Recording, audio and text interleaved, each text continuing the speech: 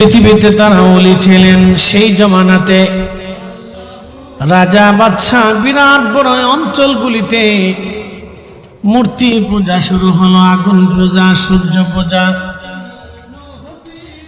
সারা দেশের মানুষ মূর্তি পূজা করে, কিন্তু আমার আল্লাহ 7 জন ওলি, 7 জন যুবকের অন্তর আল্লাহ ঘুরিয়ে দিলেন। এই 7 জন যুবক এক একজন করে মূর্তি পূজা থেকে সরে আসলো। সমস্ত মানুষ মূর্তির সামনে সেজদা দেয়। এক যুবক এক নিরিবিলি জায়গায় এসে চিন্তা করলো, আমরা কেন পাথর বানাইয়া মূর্তি বানায় তাকে সেজদা দিব? আমরা কেন আগুনকে সেজদা দিব? আমরা কেন সূর্যকে সেজদা দিব? তাহলে এই সব কিছুর পরিচালককে কে? সূর্য আকাশে উঠায়, কে ডুবায় দেয়, কে বৃষ্টি দেয়, কে বৃষ্টি বন্ধ করে, কে আগুন জ্বালায় আবার কে আগুন বন্ধ করে দেয়। কোথায় থাকে আগুন? আবার আগুন জ্বললো, বন্ধ হয়ে গেল। এইখানে আগুন জ্বালানো হবে, আগুন জ্বলবে, আবার আগুনটা হাওয়া হয়ে যাবে। আগুনের অস্তিত্ব আবার খুঁজে পাওয়া যায় না, আবার আগুনের অস্তিত্ব খুঁজে পাওয়া যায়। কে জ্বালাইলো আগুন? কোথা থেকে আগুনের অস্তিত্ব আসলো, আবার কোথায় আগুন হারিয়ে গেল? কে তাম সৃষ্টির পুঙ্খানুপুঙ্খরূপে নিয়ন্ত্রণ করে? এই চিন্তা এক যুবকের অন্তরে এসে গেল। সে বলল, না, মূর্তির সামনে মাথা নত করতে পারি না, কোনো পাথরকে পূজা দিতে পারি না, সূর্যকে খোদা বলতে পারি না, আগুনকে আমরা মাবুদ মনে করতে পারি না। আল্লাহ যুবকের অন্তরে হেদায়েত ঢেলে দিলেন। এই যুবকটা আসে সরে গেল, সাথে সাথে আরো 6টা যুবক আসলো। তারা সবাই এক একজন এক এক জায়গায় বসে আছে। একজন আর একজনকে জিজ্ঞেস করলো, ব্যাপার কি ভাইরা, তোমার মন বাজার কেন? তখন বলতেছে, মন বেজার না, মানুষ মূর্তি পূজা করে, চিন্তা করি কেন তারা মূর্তির সেজদা দেয়। আপনি যদি ভারতে মহারাষ্ট্রে কোনো হিন্দুকে জিজ্ঞেস করেন, ভাই হিন্দু, তোমার এই মহারাষ্ট্রের সবচেয়ে বড় খোদাকে, বড় দেবতাকে, তখন তারা এক দেবতার নাম বলবে। যদি আপনি দিল্লিতে এসে বলেন, হে দিল্লির হিন্দু, তোমার দিল্লিতে সবচেয়ে বড় ভগবানকে, তখন সে আর একজনের নাম বলবে। এবার আপনি যদি মিরাটে যান, মিরাঠি হিন্দুকে যদি বলেন, হিন্দু মিরাঠি, তোমার ভগবান বড়কে, সে আর একজনের নাম বলবে। আপনি যদি কলকাতা আসেন, বাংলাদেশে আসেন, জিজ্ঞেস করেন তোমাদের বড় ভগবানকে, বলবে মা দুর্গা। যদি আপনি নেপালে চলে যান, জিজ্ঞেস করেন তোমাদের বড় ভগবানকে, নাম আর একটা। অন্ধ্রপ্রদেশে যদি চলে যান, জিজ্ঞেস করেন, হে ভাই হিন্দু, অন্ধ্রপ্রদেশে তোমার বড় ভগবানকে, সে আর একটা নাম বলে দিবে। এইভাবে প্রত্যেকটা প্রদেশ অঞ্চলে অঞ্চলে হিন্দুদের ভগবান আলাদা, ভগবান আলাদা। আপনি যদি তাম পৃথিবীর সব মুসলমানকে জিজ্ঞেস করেন তোমার রবকে, সব মুসলমান এক বাক্যে বলে দিবে আমাদের আল্লাহ। আর কথা বলেন, ঠিক না ঠিক?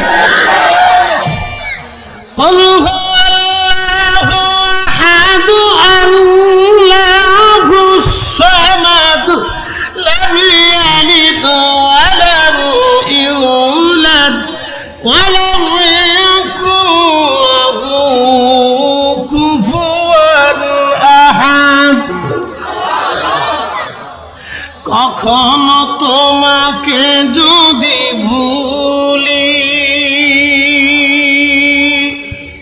হেদায়েতের আলো জেলে নিয়কাশে তুলি, ঠাই দিও প্রিয়তম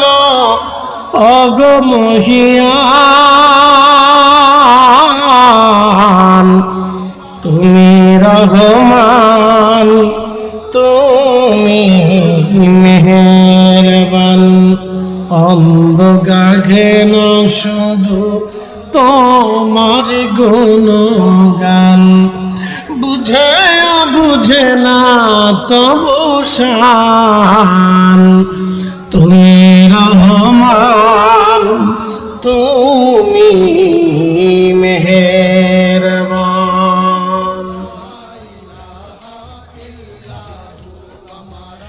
আল্লাহ বলে দিলেন, হাবিব আপনি বলুন আমি আল্লাহ এক। আল্লাহুস সামাদ, আমি কারো মুখাপেক্ষী না, সব সৃষ্টি আমি আল্লাহর মুখাপেক্ষী। আমি কাউকে জন্ম দেই না, কারো কাছ থেকে জন্ম নেই না, আমি আল্লাহ এক একক, আমার কোনো শরীক নাই। লা শারীকা লাহু ওয়া বিযালিকা উমিরতু ওয়া আনা আউয়ালুল মুসলিমিন। নবী আপনি বলে দেন আমার কোনো শরীক নাই, আমি শরীকহীন, আমি এক। আল্লাহু লা ইলাহা ইল্লা হুয়াল হাইয়ুল কাইয়্যুম। আমি সেরা, আমি ছাড়া আর কোনো ইলাহা নাই, আমি ছাড়া আর কোনো খালিক নাই, আমি ছাড়া আর কোনো মালিক নাই, আমি ছাড়া আর কোনো স্রষ্টা নাই। আমি চিরঞ্জীব চিরস্থায়ী, আমার ক্ষয় নাই লয় নাই, আমি আল্লাহ শুরু নাই শেষ নাই কিছুই নাই। একবার জোরে বলা যাবে কি মারহাবা। আমি আল্লাহর কোনো মেসাল নাই। লাইসা কামিসলিহি শাইউন, আমার দৈর্ঘ্য নাই, প্রস্থ নাই, ব্যাস নাই, ব্যাসার্ধ নাই, আকার নাই, আকৃতি নাই। আমি আল্লাহর সাদৃশ্য কেউ নাই, আমি আল্লাহর কোনো মেসাল নাই। আমাদের দেশে এক দল আছে,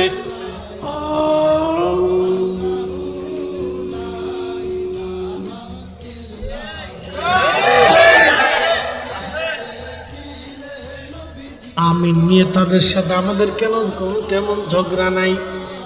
হেরেমে যা দেখবেন একদল আমিন জোরে বলে, আর একদল চুপ করে থাকে, একদল বুকে হাত বাঁধে, আর একদল নাভিতে বাঁধে, আর একদল ছেড়ে দিয়ে দাঁড়ায়। এটা হচ্ছে সুন্নতের মাসালা। কিন্তু বাংলাদেশে যারা আমিন জোরে বলে তাদের বিশ্বাস আমার আল্লাহর হাত আছে, চোখ আছে, পা আছে, কান আছে, নাক আছে, আল্লাহ সাদৃশ্য আছে, আল্লাহর দেহ আছে। এই আকীদা প্রথম আবিষ্কার করেছিল ইবনে তাইমিয়া। ইবনে তাইমিয়ার বাড়ি হচ্ছে বর্তমান সিরিয়ার দামেস্ক। এই ইবনে তাইমিয়া যখন এই আকীদা শুরু করলো যে আল্লাহর হাত আছে, চোখ আছে, কান আছে, নাক আছে, হাত পা আছে, চোখ আছে, তখন আহলে সুন্নাত ওয়াল জামাতের বড় বড় ইমাম উলামা মুহাদ্দিস যারা ছিলেন তারা মসজিদ থেকে পিটাইয়া ইবনে তাইমিয়াকে তাড়াই দিল যে এই বদ আকীদা এই বর্তমান পৃথিবীতে সিরিয়াতে এই মিথ্যা ভ্রান্ত বিশ্বাস প্রতিষ্ঠিত হতে দেওয়া হবে না। একবার জোরে বলা যাবে কি আল্লাহু আকবার। এই ইবনে তাইমিয়া ফতোয়া দিল নবীজি রওজা শরীফ জিয়ারত করার উদ্দেশ্যে নিয়ত করা, সফর করা হারাম। আসতে হলো কেন জোরে বলেন। বর্তমানে যারা বুকে হাত বেঁধে নামাজ পড়ে ওরা ইবনে তাইমিয়ার অনুসারী, ওরা ইবনে তাইমিয়ার অনুসারী। ওরাই বলে রাসূলের আব্বা আম্মা দুইজন কাফের ছিল, জাহান্নামী। কি বুঝলেন? এখন হেরেমে নামাজ পড়লে কাজ হবে? মদিনাতে বাইতুল আকসা, বাইতুল মুকাররমে তাহাজ্জুদে লম্বাল খেলা করে সারা রাত্রে 40 বছর ইবাদত করলেও কাজ হবে না যদি বলে রাসূলের আব্বা আম্মা কাফের, জাহান্নামী। নবীর আব্বা আম্মাকে জাহান্নামী বইলা কেউ জান্নাতের আশা করতে পারে না। কথা বলেন ঠিক কিনা? তাদের সাথে আমাদের পার্থক্য কোথায়? ঈমানে। একসাথে বলেন কোথায়? জোরে বলেন, আরো জোরে। জোর হয় না কেন? জোরসে বলো। ঈমান। এখন যদি আপনি মনে করেন যে হ্যাঁ রাসূলের আব্বা আম্মা কাফের, তো ওই দলে চলে যান, কোনো অসুবিধা নাই, কোনো অসুবিধা নাই। কেন? হাসরের ময়দানে রাসূলের সামনে দাঁড়াইতেই হবে। শ্রেষ্ঠ নবী দিলাম রে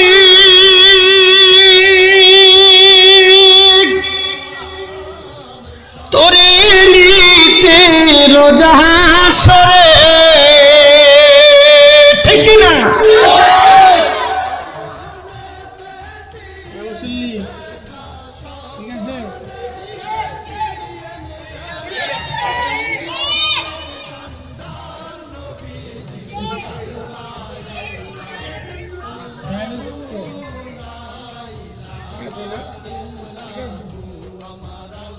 দাঁড়ার মতো প্রয়োজন, দাঁড়ায় পেশাব করে কেন? হাত তুলুন।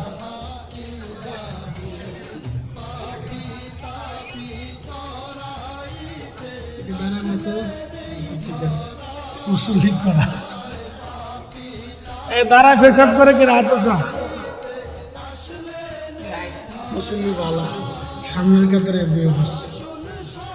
আজকে শহীদ হয়ে যাবো তো মাঠ ছাড়তে হবে, ওদের থাকতে হবে।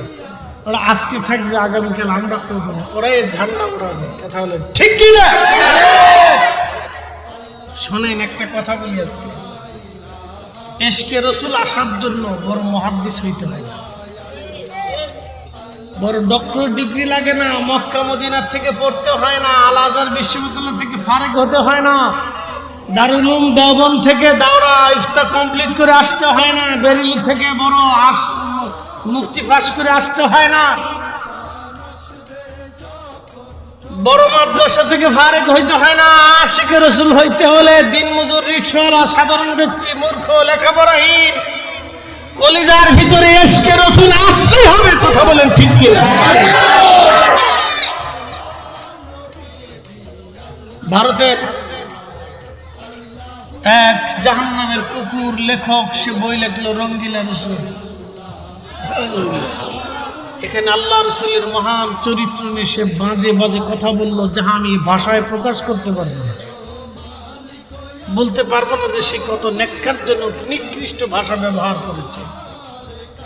সারা ভারতবর্ষে তখন মুসলমানরা আন্দোলন শুরু করল।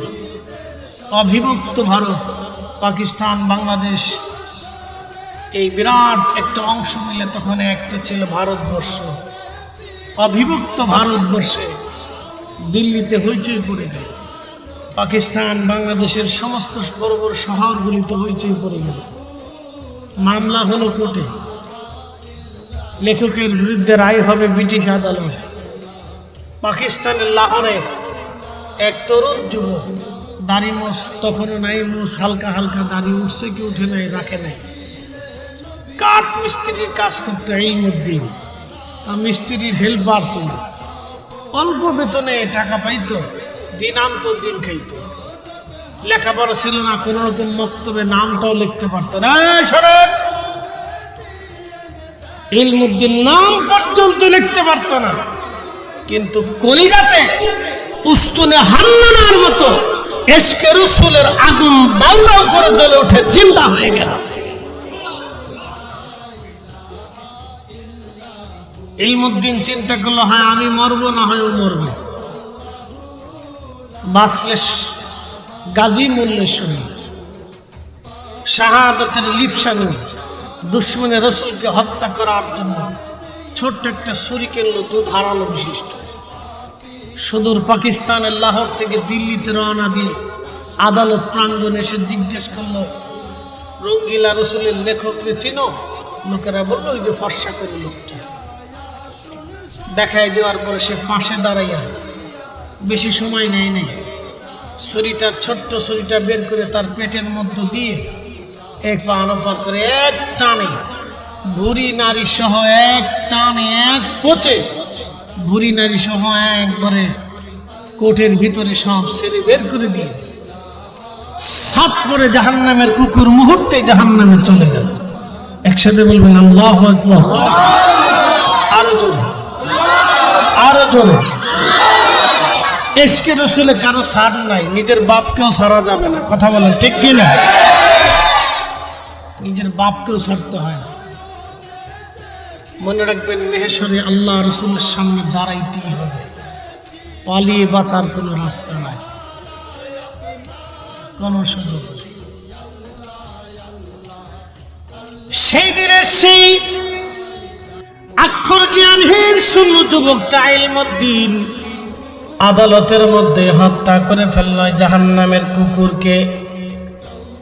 ইলমুদ্দিন জানতো বিনিময়ে আমার শাহাদাত হবে, ফাঁসি হবে, কিন্তু এশকে রসুলে ফাঁসির দড়ি গলায় নেওয়ার জন্য প্রস্তুতি নিয়ে ইলমুদ্দিন চলে আসছে। নবীর পক্ষ থেকে একজন কাঠ মিস্ত্রি সেদিন প্রতিশোধ নিয়ে নিলেন। লেখাপড়া নাই, একজন কাঠ মিস্ত্রি রসুলের পক্ষ থেকে প্রতিশোধ নিয়ে নিলেন। সেই দিন ইলমুদ্দিনকে পুলিশ ধরে নিয়ে গেল জেলখানায়। আদালতের মামলা ঘুরে গেল ভিন্ন দিকে, আলোচনা সমালোচনা ঘুরে গেল অন্যদিকে। হিন্দুরা বলল ইলমুদ্দিনের ফাঁসি চাই, মুসলমানরা বলল না, ইলমুদ্দিনের ফাঁসি হবে না। লক্ষ লক্ষ মুসলমান, কোটি কোটি মুসলমান ইলমুদ্দিনের পক্ষ নিল না, ইলমুদ্দিনকে ফাঁসি দেওয়া হবে না। আদালতের সমস্ত আইনজীবী যারা ছিলেন মুসলমান, সবাই ইলমুদ্দিনের পক্ষে লড়াই শুরু করলেন। হিন্দু আইনজীবীগুলি হিন্দুর পক্ষে লড়াই হলো, বিরাট বড় দাঙ্গা বেঁধে যায় ভারত মহাদেশে, কঠিন দাঙ্গা বেঁধে যায়। ইলমুদ্দিনের জীবনী দেখেন, শুনে যান। ইশকে রসুলে কত বড় স্পিড ছিল তার। হযরত ইলমুদ্দিন রাহিমাহুল্লাহ বন্ধু, ওই বিচারক, এই আইনজীবী যারা ছিলেন, তারা ইলমুদ্দিনের কাছে যে জেলখানায় যে বলেন, ইলমুদ্দিন তোমাকে মৃত্যুর কাঠগড়া থেকে বাঁচাইতে পারবো, কিন্তু একটা শব্দ কালকে বলা লাগবে। শব্দটা হলো, তুমি শুধু বলবা আমি যে সময় কাজটা আপনাকে খুন করেছিলাম, এই সময় মাথা ঠিক ছিল না, আমি বুঝতে পারি নাই। এই একটা শব্দ যদি তুমি বলতে পারো ইলমুদ্দিন, তাহলে তোমাকে যে কোনো ভাবে আমরা ফাঁসির কাষ্ট থেকে বাঁচিয়ে দেব। কিন্তু ইলমুদ্দিনের ইচ্ছা তো বেঁচে থাকা না, ইলমুদ্দিনের ইচ্ছা তো শহীদ হওয়া। কথা বল না কেন?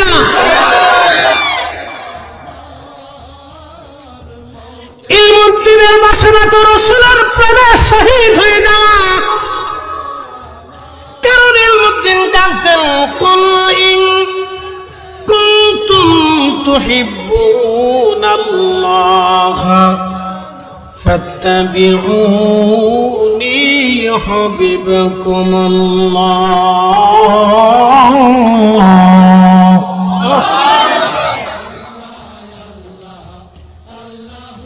আল্লাহ কোরআনে বলেন, হুজুর উম্মতকে বলেন, চূড়ান্ত ভাবে কেউ যদি আমি আল্লাহকে পেতে চায়, চূড়ান্ত ভাবে কেউ যদি আমি আল্লাহকে খুশি করতে চায়, চূড়ান্ত ভাবে কেউ যদি আমি আল্লাহকে রাজি করতে চায়, তাহলে বন্ধু আপনি বলে দেন ফাত্তাবিউনি, সেজন্য আপনি নবীকে চূড়ান্ত ভাবে মেনে নেয় এবং চূড়ান্ত ভাবে সেজন্য আপনাকে বেশি ভালোবাসে। আপনি নবী ভালোবাসা হলে আমি আল্লাহর ভালোবাসা হবে।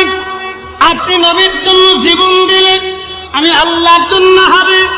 আপনি নবীর শান গাইলে আমি আল্লাহর শান হবে। আপনার ইত্তেবা হলে আমি আল্লাহর ইত্তেবা হবে। আপনার মত হলে আমি আল্লাহর মত হবে। আপনার পথ হলে আমি আল্লাহর পথ হবে। আপনি নবীকে খুশি করলে আমি আল্লাহকে খুশি করা হবে। আপনি নবীকে গালি দিলে আমি আল্লাহকে গালি দেওয়া হবে। আপনার শানকে ছোট করলে আমি আল্লাহর শানকে ছোট করা হবে। আপনি নবীর সাথে বেয়াদবি করলে আমি আল্লাহর সাথে বেয়াদবি হবে। আপনি নবীর সাথে দুশমনি করলে আমি আল্লাহর সাথে দুশমনি হবে। আপনি রাসূলের পক্ষে জীবন দিলে আমি আল্লাহর পক্ষে জীবন দেওয়া হবে।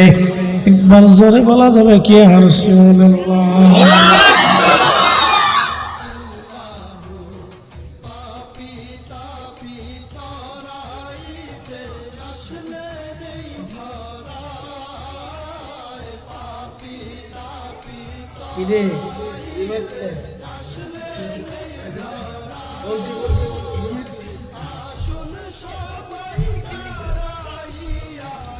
জিম দেওয়া যাবে না, কথা ক্লিয়ার। একসাথে বলুন আল্লাহু আকবার। এই জন্য আমরা সুন্নিরা নবী নবী করি, আর হেরা আমরা বেদাতি বেদাতি করি। ও সাদার বেদাতের ভতর গোষ্ঠী কি নাই, কি কথা কর না কেন? জমিন কার, আসমান কার, ফেরেশতা কার, নবী কার? নবীর উপর দুরূদ পড়ে কে? চালু করছে কে? কাদেরকে দিয়ে? আল্লাহ দিয়ে, ফেরেশতা দিয়ে। ফেরেশতা দিয়ে দুরূদ কি এখনো পড়ে কি পড়ে না? আগামীতে চলবে কি চলবে না? তা আল্লাহর সব ফেরেশতা যদি দলবদ্ধভাবে দুরূদ পড়তে পারে, আমরা দলবদ্ধ বললে বলে বেদাত হয় কেন? কি কথা বল না কেন? আমরা দলবদ্ধ পড়ে ভাবে বললে বেদাত হয় কেন? যতদিন জিন্দা থাকবো ততদিন নবী আল্লাহর জমিনে রাসূলের দুরূদ চালু রাখতেই হবে। কথা বলেন ঠিক না ভাই? আজকে নতুন নতুন বক্তা বেরিয়েছে, খুতবা শেষ করে লা ইলাহা ইল্লাল্লাহ জিকির করে ওয়াজ শুরু করে দুরূদ পড়ে না। দেখেন দুরূদ পড়ে না, কি পড়ে না? দুরূদ। এই বক্তার ওয়াজ শুনে করে লাভ নেই, এরা নতুন বেদাতি। তো এই কথা কর না কেন? যখন নতুন বেদাতি, নিকৃষ্ট বেদাতি, একবারে নিকৃষ্ট বেদাতি যারা রাসূলের দুরূদকে খতম করতে চান, এদের মতো নিকৃষ্ট বেদাতি পৃথিবীতে কেউ নাই।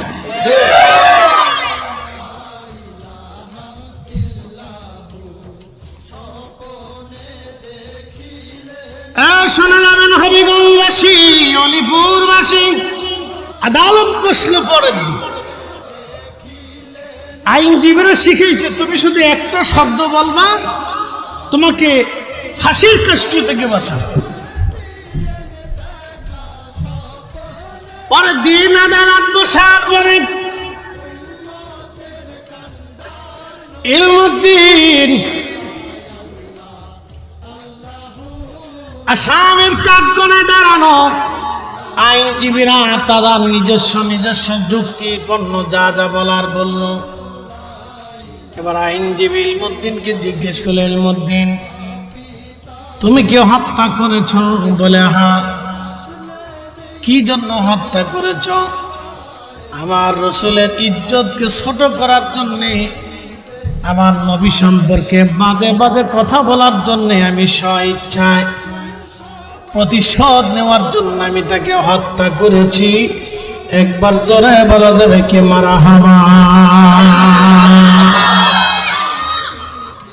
ত্রিভুবনের প্রিয় মুহাম্মদ এলো রে দুনিয়ায় রে সাগর দেখবি দুনিয়ায় রে সাগর।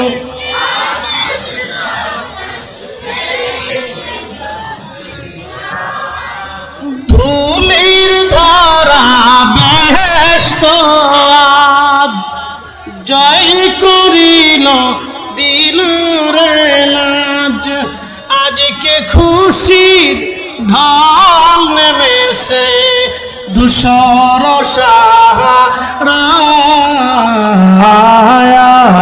রে সাগর দেখবি যদি রে সাগর।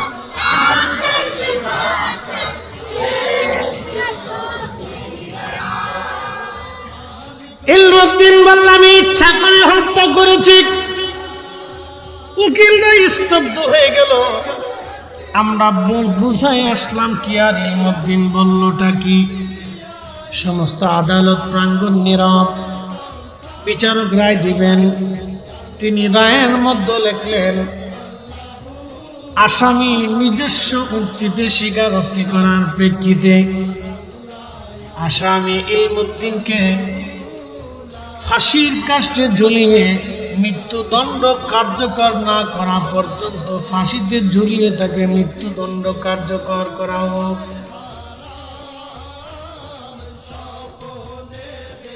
রায় হয়ে যাওয়ার পরে লক্ষ লক্ষ হিন্দুরা আনন্দ মিছিল, লক্ষ লক্ষ মুসলমানরা প্রতিবাদ মিছিল শুরু করলো। বিচার আদালতের আইনজীবী যারা ছিলেন তারা ইলমুদ্দিনকে বলল, ইলমুদ্দিন তোমারে বললাম কি আর তুমি বললাটা কি? ইলমুদ্দিন ডাক দে বলল, আইনজীবীরা আপনারা তো বলছেন ফাঁসির কাষ্ট থেকে আমাকে বাঁচানোর জন্য, কিন্তু গত রাত্রিবেলা রহমতের নবী আমাকে স্বপ্নে এসে আমাকে জান্নাতের সুসংবাদ দিয়ে গেছে এবং বলে গেছে জান্নাতে আমি এবং আমার রাসূল একই সঙ্গে হাউজে কাউসারের পানি পান করে আমরা জান্নাতে খাবার খাবো। একবার জোরে বলা যাবে কি ইয়া রাসূলুল্লাহ? হাত উঁচা করে বলেন, রাসূল আছেন না নাই?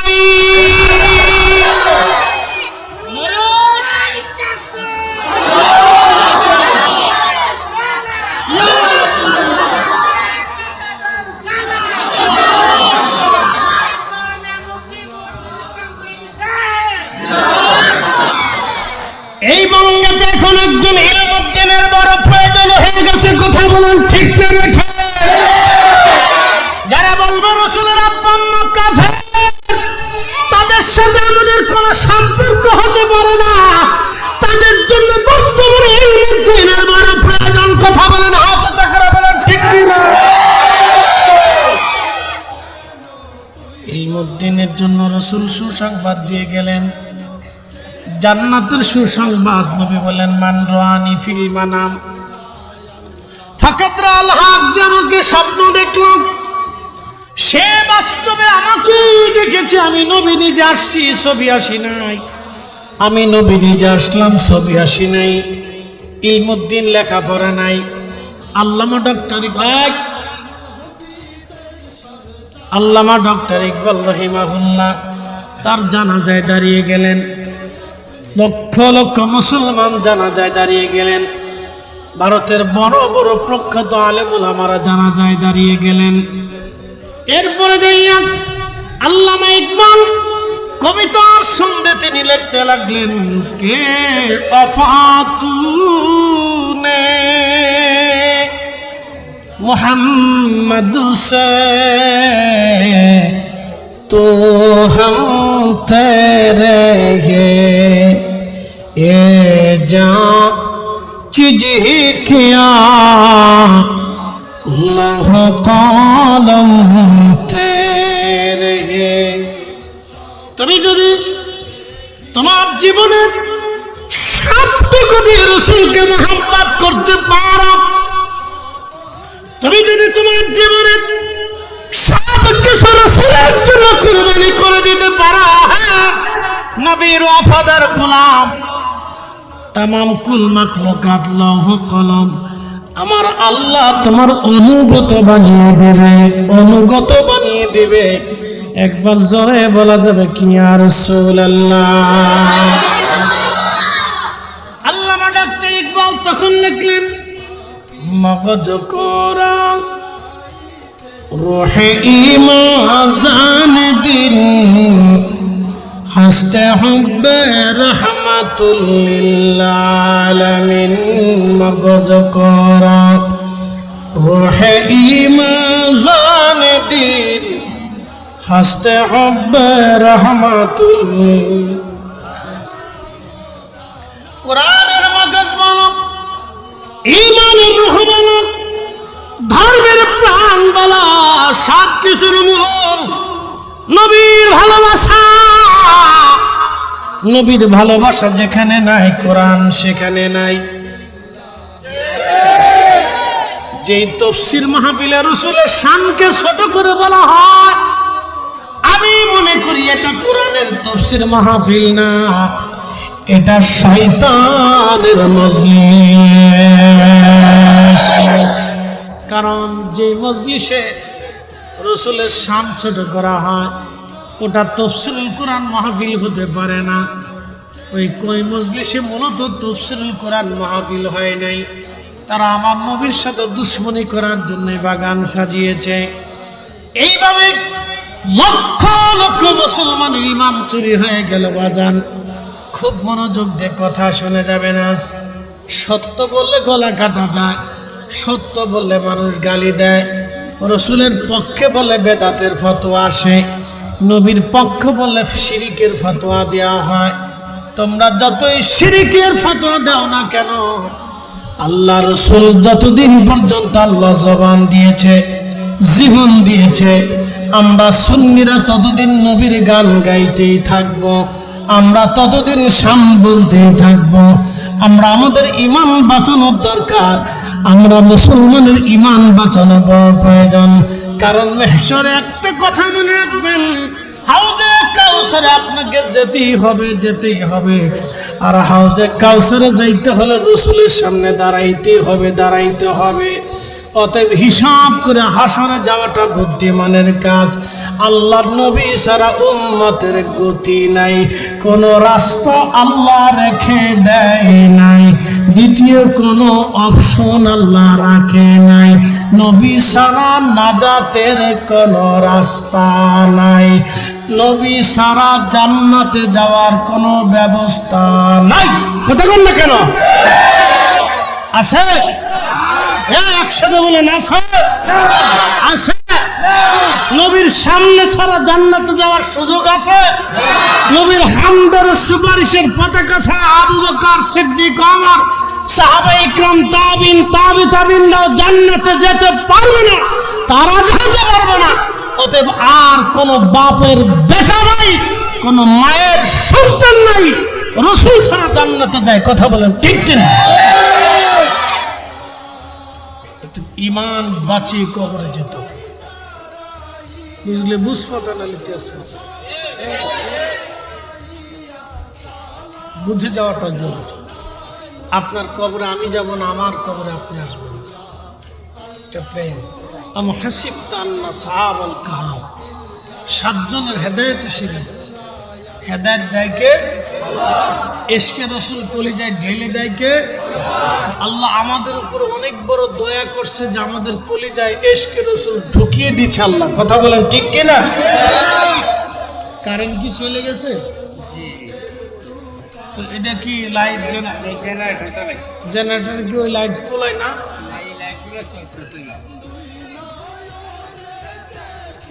আচ্ছা, বিদ্যুৎ আসলে জেনারেটর বন্ধ করে দাও।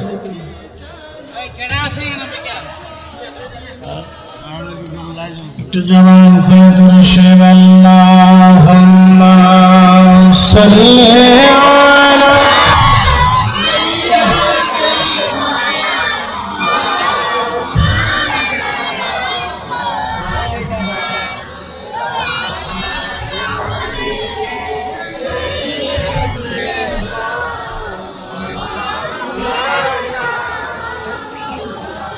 একটু জবান খুলে আল্লাহ আল্লাহ আল্লাহ আল্লাহ আল্লাহ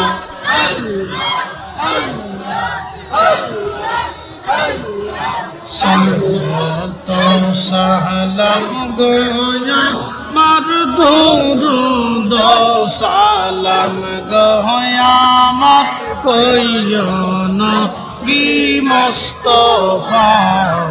তোমরা যদি যাও রে মদিনা, আল্লাহ আল্লাহ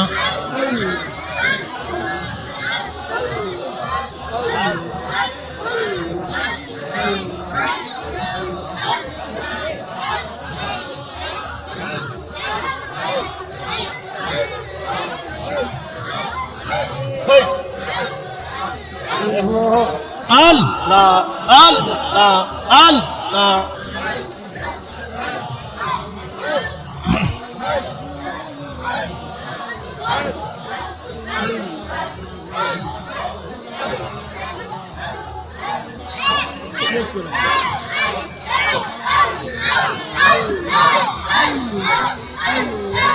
ওই মদিনা শরীফের মাঝে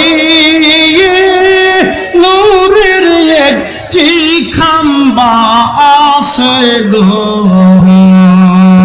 সেই খাম্বাতে হেলান দিয়া, সেই খাম্বাতে হেলান দিয়া খুতবা দিতেন মুস্তাফায় তোমরা যদি যাও গো মদিনা আল্লাহ আল্লাহ আল্লাহ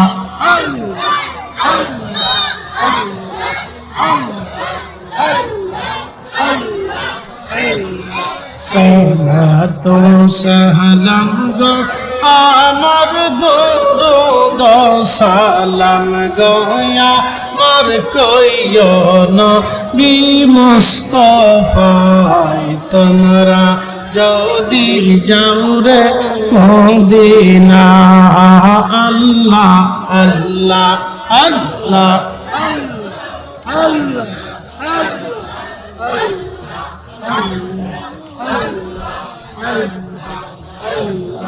লা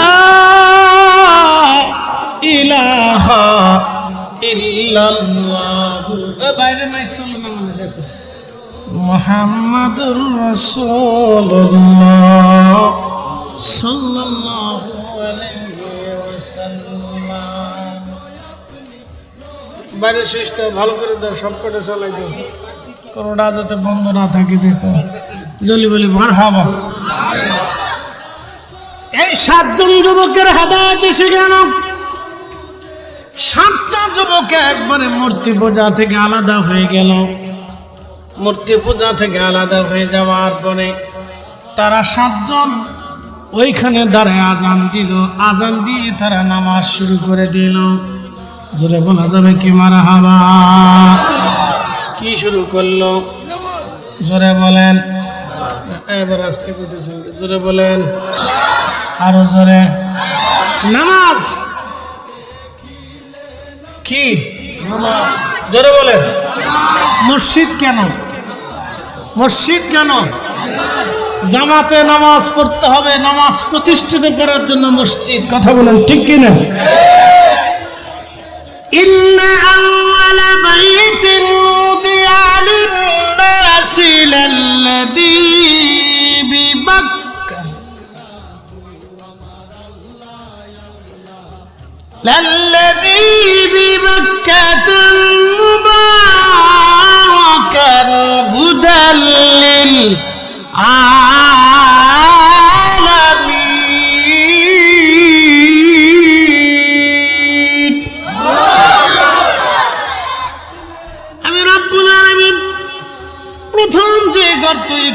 সেটা মক্কাতুল মুকাররমা প্রথম বানানোর পরে তার 40 বছর পরে বাইতুল আকসা খুব মনোযোগ দিবেন আর উজান শৈলজোড়াবাসী হবিগঞ্জবাসী মনোযোগ দিয়ে শুনে যাবেন নামাজ প্রতিষ্ঠিত করা লাগবে নামাজ এখন আমাদের দেশে নামাজ হয়েছে বিভিন্ন রকম এক নামাজ হলো বতরের নামাজ বলে হুজুর বতরের নামাজ কি শুধু জুমার দিনে নামাজ পড়ে বাকি নামাজ তারা করে না এটা হলো বতরের নামাজ আর একটা নামাজ হচ্ছে বিয়াই নামাজ বলে হুজুর বিয়াই নামাজ কি নামাজ বিয়াই নামাজ বলে কি বলে বিয়াই নামাজ হলো নতুন নতুন বিয়াই বাদ গেছে নামাজ যদি না পড়ে বিয়াই মন্দ বলবে সেই জন্য ঠেলায় পড়ে বিয়াই মসজিদে যায় এটার নাম দিছি বিয়াই নামাজ আর একটা আছে রাজনৈতিক নামাজ বুটাবুটি শুরু হয়ে দেখবেন কতজনে মুখে পানি লয় না ঠিক মতো নামাজের প্রথম কাতারে যায় দাঁড়ায় এটার নাম দিছি রাজনৈতিক নামাজ যদি নামাজ না পড়ে তো ভোট দেবে না সেই জন্য তারা নামাজ পড়ে এটার নাম হলো রাজনৈতিক নামাজ ঠিক কিনা কোরআন আল্লাহ বললেন ফাওয়াইলুল লিল মুসাল্লিন আল্লাযীনা হুম আন সালাতিহিম সাহুন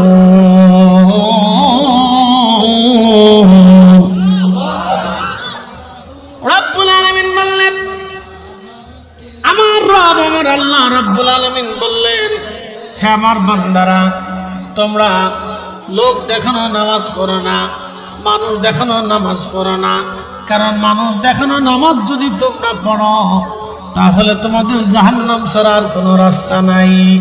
যারা মানুষ দেখানোর জন্য নামাজ পড়ে নামাজের মধ্যে শিরিক ঢুকে।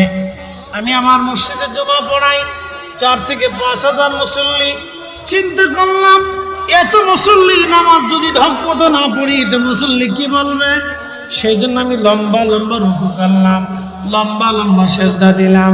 আল্লাহ রাসূল বলেন, ইমাম তোমার নামাজ হলো না, কারণ তুমি মুসল্লির ভয়ে নামাজ পড়েছ, আমি আল্লাহর ভয়ে নামাজ পড়ো নাই। কথা কর না কেন? ভয় হবে কার? আরো জোরে বলেন। আমার দেশের বহু মুসলমান 12 বছর ধরে নিজের আপন বোনের জমি বোঝাই দেয় না, এতিম ভাতিজা ভাগ্নের জমি বোঝাই দেয় না। কি কথা বলেন না কেন? 12 বছর পার হইল, ভাতিজা ভাতিজির জমি ভাই মরে গেছে তাদের কষ্ট দেয়, বুঝাই দেয় না। আর বোনের জমি বুঝাই দেয় না। পরে নিস বোন কয় ভাই জমি দিবি না, পরে নিস বাপের জমি সে পায় কয় পরে নিস, পরে নিস বলতে বলতে 12 বছর পার করে ফেলছে। এই মুসল্লি আবার মাথায় টুপি মাথায় দিয়ে মসজিদের প্রথম কাতারে যায় নামাজ বিছায় নামাজ পড়ে। শয়তানে কয় বাপরে বাপ, এটা দিকে আমার চাইতো বড় সিটা।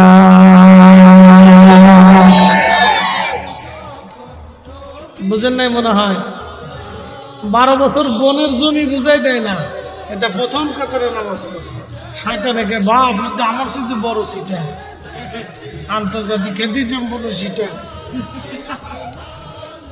এরকম বহু মুসল্লি আছে, সুদে মুসল্লি, সুদে নামাজি, ঘুষে নামাজি। কথা কর না কেন? সুদে নামাজি, ঘুষে নামাজি, সারা বছর সুদ ঘুষ করিয়া কাম করিয়া ঘুষ মুষ দিয়ে সরকারি চাকরি 8-10টা বাড়ির মালিক হইয়া 3 চিল্লে মাইরে দিয়ে এখন বুজুর্গ হয়ে গেছে। শয়তান হাসে কে, ওরে চাচা তোর মতো সিটের আমি দুনিয়া তোর একটু ভাই নেই। আর কথা কর না কেন? 3 চিল্লে মারি দিয়ে মনে করছে বেহেশত কিনে ফেলছে না? হ্যাঁ, এর আগে যে যত লক্ষ টাকা ঘুষ নিয়ে মানুষের অন্যায় করছো, ক্ষতি করছো, মাথায় মারি দিছো, রক্ত চুষে খাইছো, ওটার হিসাব 18 কোটি মানুষের হিসাব কইসে বুঝাই দিয়ে তারপরে বেহেশত দেওয়া। শিল্লে ফিরলে নাম হবেন না। কি কথা কর না কেন? কোন মাজারে তোরে লোক কাজ হবে না। হ্যাঁ, আসতে কোন কেন জোরে বলে কাজ হবে না, কাজ হবে না, কাজ হবে না। 18 কোটি মানুষের জিনিস বুঝাই দিয়ে যাইতো। এখন আপনাদেরকে প্রশ্ন করি, জবাব দিবে। অজু ছাড়া নামাজ হয়? আমরা বললেন ওরি সাহেবের ওয়াজ কিন্তু মজার ওয়াজ রে, বা দারুণ মজার ওয়াজ, কিন্তু বাক্কা ওয়াজ, বা খুব মজার কথা কইরে বলে দিবা, ভালো ওয়াজ করে সাহেবের মজার ওয়াজ শুনে আমার দিল একবারে তাজা হয়ে গেছে রে বা। সারা রাত্রে সাহেবের ওয়াজ শুনে শুনে ঘুমাই যাবা। সারা রাত্রে ঘুমাইলে ঠিক আছে, চিন্তা করলেন সাহেব একটু ভালো আওয়াজ করছে, আজকে নামাজ ছাড়তাম না।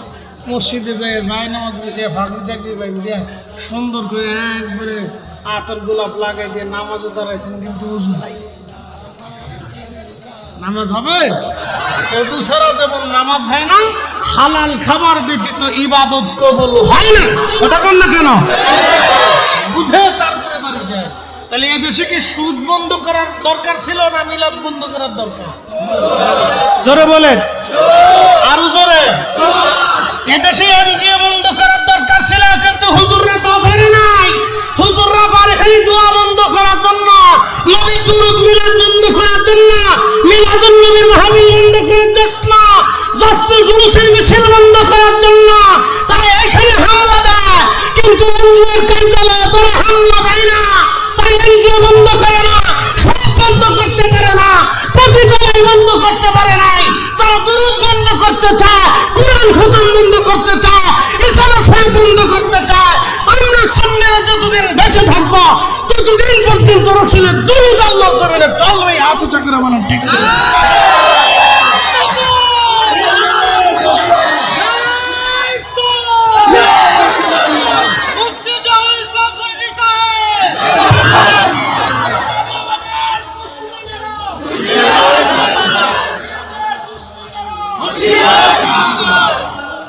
এগুলি চলতেছে। আবার বলো না নামের আগে বিরাট বড় পাতিলের আতঙ্ক। মুফতি আজম খেতাসেরা